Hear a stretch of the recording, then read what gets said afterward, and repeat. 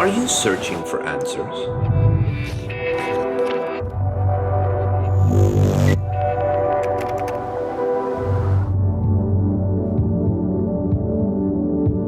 Discover your true identity. Stay tuned to Shalom World.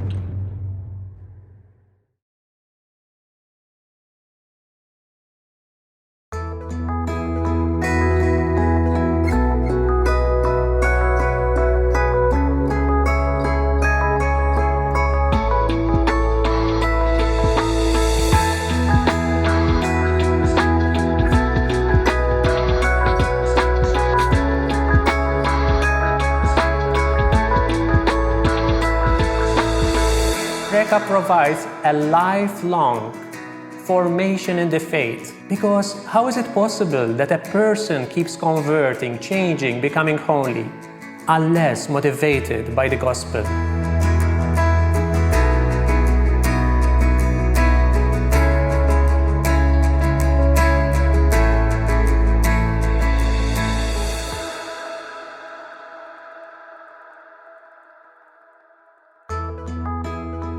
Saint George Preca was born in Malta and was ordained a priest around the turn of the century in the early 1900s. And as a young priest, he looked around and saw a great need of faith formation for people who had been sacramentalized, that means baptized and received the sacraments, but knew very little about their faith. For him, Jesus was a person who was living next to him. He could feel him just next to him. And one thing amongst others that inspired him about Jesus was that Jesus was a teacher. He called him the divine teacher. And he wanted to be like him, teaching the gospel. And he wanted others to be friends of the gospel. And this was the inspiration that started St. George Preca on this great community, the Preca community. He found a group of young men who were good young men.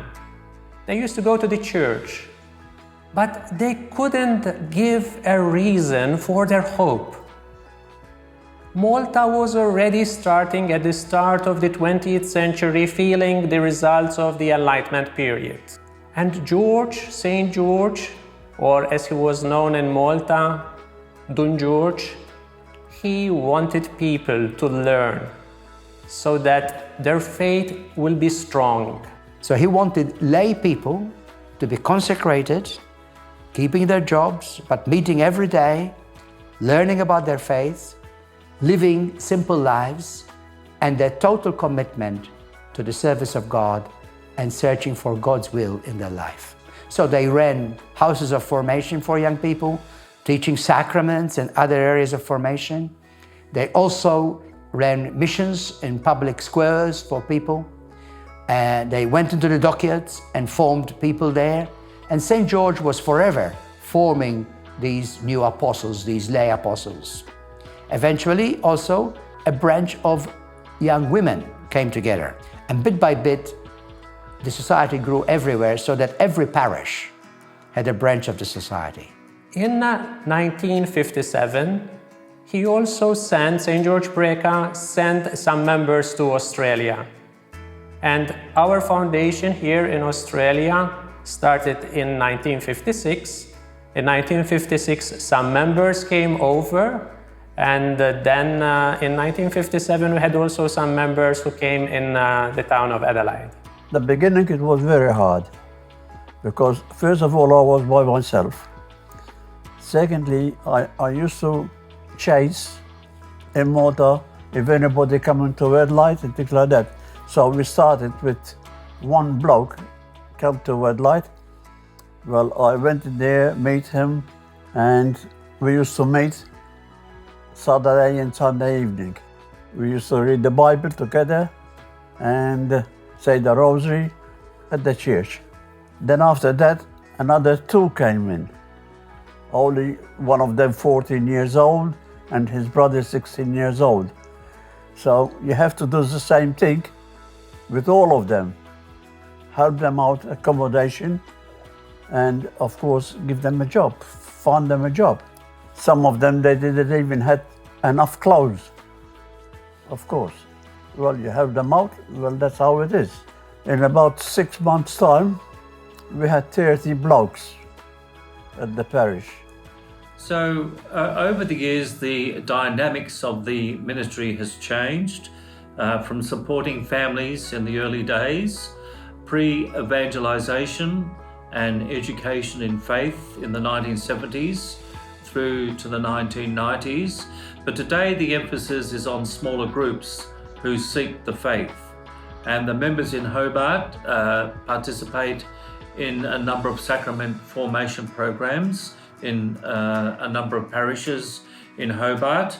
They provide accommodation for university students in a caring and safe environment. And we support young people and adults in their journey of faith.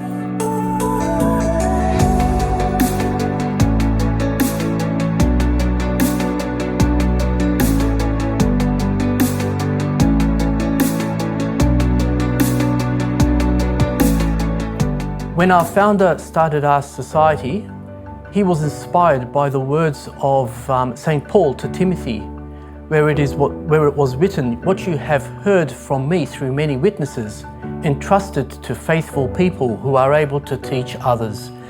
And we take those words very, very strongly in our stride. We take pride in what we do, knowing that what we share as part of the gospel message is to actually give life to those people who are looking for the faith and for the journey of faith. And we do it in a simple way, in a humble way, I suppose, not so much academic type of teaching, but more from a practical point of view. We try to share the gospel values, not only by what we say, but also by what we do, in the way we live our lives. And we do that in a simple way without creating a situation where it's all coming from the book. It's coming from what we know, and we share that information with each other and with those that we come in contact with. And that's what I mean by sharing the gospel message. Yes, we provide lots of scriptural-based catechesis, but we try to find the practical aspects of how we connect our life with what we read from the story of Jesus through the gospel.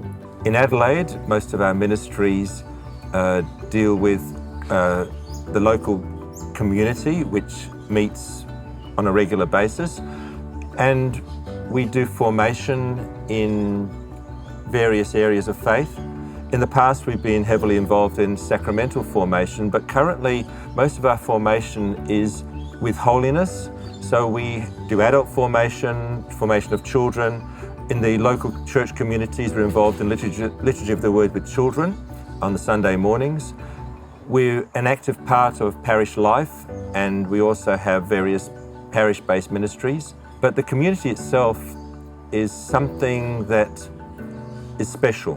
We are trying different things, especially in Australia. We're trying to be more family-focused. We're trying to give more opportunities for families, for individuals, for single people, people from all walks of life, to be part or to be associated with Preca. You don't need to be a celibate person, you can be a married person, and you can live the Preca spirituality. It's a lay spirituality. All can live the Preca spirituality because it's a spirituality based on the gospel. It's a life of charity, a life of humility, a life of meekness, of gentleness. It's meant to be for everybody. One of our major roles is in catechizing the catechists. So one of our underlying principles is the message of St. Paul to Timothy. What you have heard from me through many witnesses, find other faithful people and in turn teach them to teach others. So in our community, the members of the Preca community will train members of the community to also be educators in faith. And that happens right throughout, from the time that young people start in the groups, they're able to take part in giving the sessions, and in the adults they can take on whatever responsibilities they're able to outside of their normal family demands. Preca members commit themselves to a lifelong formation, and we are committed to meet daily for something which we call the assignment. This happens after work, usually at about 7 or 8 o'clock. In the assignment, this is prayer, community prayer, but also we study subjects like theology, like Bible studies, current affairs from the church, spirituality, things that help us be more relevant and help us understand better our faith and deepen our spirituality. We have faith formation of ourselves. We might study some spiritual formation or church history, just to know more about our faith ourselves. And the more that we know, the more we can spread our faith to other people. We also work in our jobs. Most of us are employed. Some of us are retired now. I work as an accountant, and we also have a teacher and computer analysts. So we come from different walks of life and different backgrounds as well. We have Maltese, Polish background. I have an Italian background myself. And the aim of our lifestyle is really to spread the word of God among the people. So we try to meet together at Mass every Sunday, and that's where we come to know the families as well that come to our youth groups. And that's grown from there from the last few years. We've seen our youth groups slowly grow to around about 60, 70 people every Friday night. When it comes to mission, we're always trying to evolve, trying to answer the needs of the present church. Something that seems to answer the needs of families. We are trying to get together families twice a year for Preca Family weekends. A Preca weekend will be a combination of things. It's a nice time for the families to come together and experience a bit living together as a Christian community or a Christian village, where we cook together, we eat together, we pray together, we have fun together. We also try to learn. We also celebrate the Eucharist together. We celebrate the sacrament of reconciliation together. For me personally, because it can be quite stressful being a parent sometimes, we're able to sit in the room, all parents together, and we're able to vent some of our stresses in life. For the first time, I noticed that we'd no one to share this with. And so by listening to other parents talk about their struggles and their difficulties bringing up their children, it gave us an opportunity. It was like an invitation for us to open up and talk about our problems and our difficulties. And it was very rewarding, and it continues to be very rewarding. Whatever they teach us during the sessions that we have, like a parent and children sessions we have, and we help our children to grow in faith through whatever they teach us. Especially how to behave with children and how to teach the children the Word of God at home.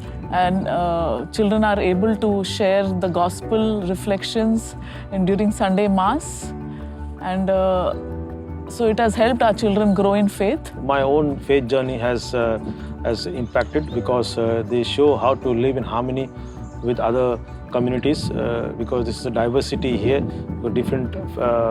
from different countries. We all meet here, different languages, and what we share in this Preca community is that the love of Christ, and that they portray that to us, and it has impacted my family also, because I can see my children growing in the faith, as he said, and also taking part in the activities where we men of our age groups are getting very nicely involved, and can see that love flowing in our brotherhood as a family. We all get together on Fridays and spend some time with other friends of ours who practice the same faith.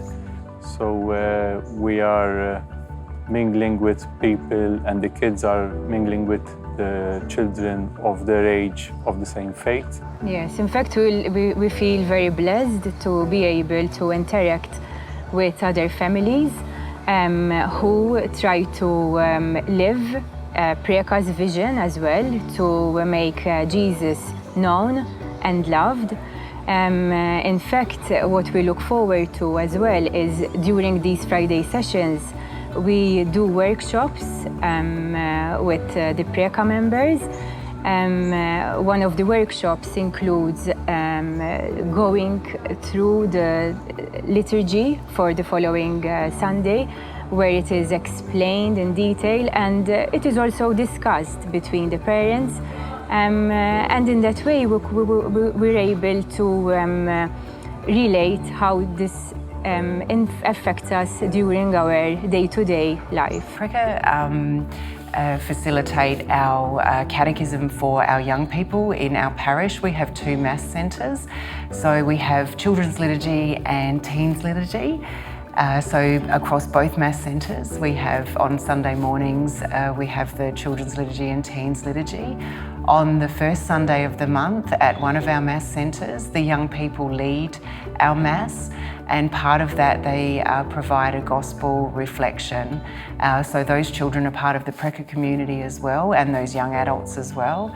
And they lead the whole mass, obviously not the priest part, but yeah, so, and that's a wonderful experience that our parishioners absolutely look forward to listening to that gospel reflection from the perspective of a young person. On our Friday nights with the young people, we try to focus on the Gospels themselves, so the children really get to know what the Gospels are and what Jesus is saying in the Gospels, the Rosary, the Commandments, the Beatitudes, and also daily reading of the Gospel.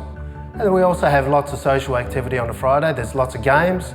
There's sometimes a soccer game between younger people and older people. People play badminton, table tennis. So everybody really has a choice of what to do when they play with each other after and before prayer time. We have a sacramental program that lasts from March till November, preparing children for various sacraments. We have ongoing faith development and formation for children and young people, boys and girls. We organise also activities, plays, times of recreation, also shared interviews with young people and help them to develop in their faith. The reason why I go to Preca is because they help me grow up as a teenager in a Christian way. Growing up around the world is not easy. It's not easy with all the challenges we face as teenagers with different opinions, like worldly opinions. So Preca allows me to learn the way of God and live like that. And through my challenges, I can go to Preca throughout the week and know that God still loves me and know that the things I'm facing is normal for a teenager, and I learn to deal with it in a godly way. To me, the Preca community is the best thing that's ever happened to me.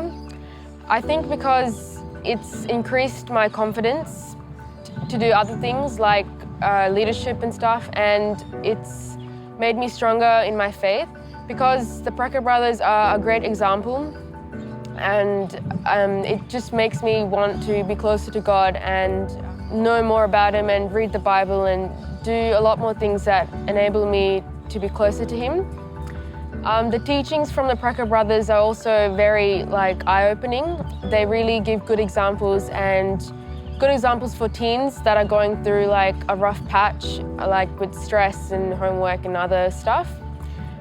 Very important life lessons they teach us, and it all relates to God and things to do with the Bible. In Preca, I've made a lot of friends, and especially it's nice to have friends in faith. I feel as a Catholic in today's society, you feel very isolated, feel very alone. And it's nice to have friends who share the same faith as you. So that all the more makes me even more excited to come to Preca every Friday. Every youth out there, I think, should find a youth group to be a part of, because you find people that share the same faith as you, And I think that it really helps and strengthens you to grow as a Catholic.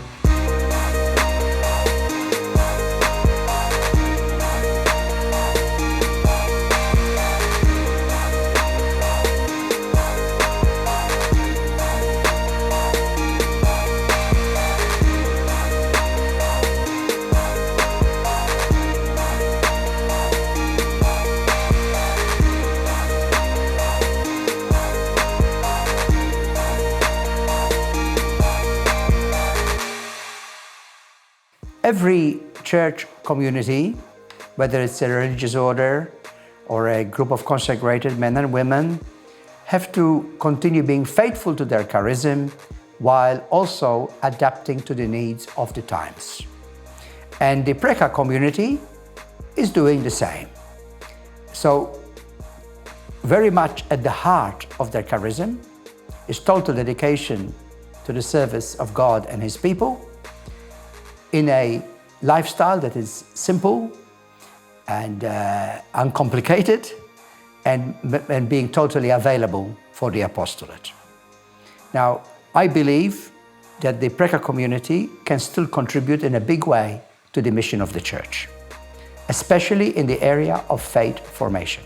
Preca provides for the Church something that nowadays it's really necessary: formation in the faith. Knowing Jesus, knowing the Scriptures. However, Preca has its own challenges for the future. Our environment, the faith environment, is changing rapidly, and Preca is challenged to evolve so that it can answer the needs of the present times, so that young people who want to pursue the Preca vocation can find a practical way of pursuing this vocation, so that they in turn will be able to lead a holy life and they dedicate themselves to teach others.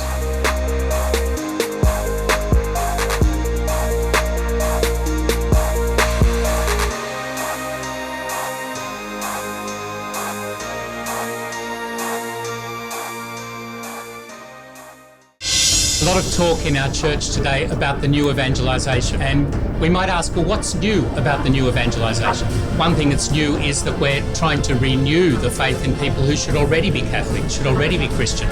Individuals, families, communities, whole cultures that need to rediscover the gospel. And so what's new is that they're getting a new shot in the arm of faith, of evangelization. Another thing that's new about it is the way that we do that, and the new media and groups like Shalom World TV are very important for bringing the gospel anew to our cultures, to our families, to each of us individually. And so I encourage all the viewers of Shalom World TV, and I encourage Shalom World TV themselves to keep up the good work, to keep watching this channel and to keep up the good work of presenting the Catholic faith to our world today.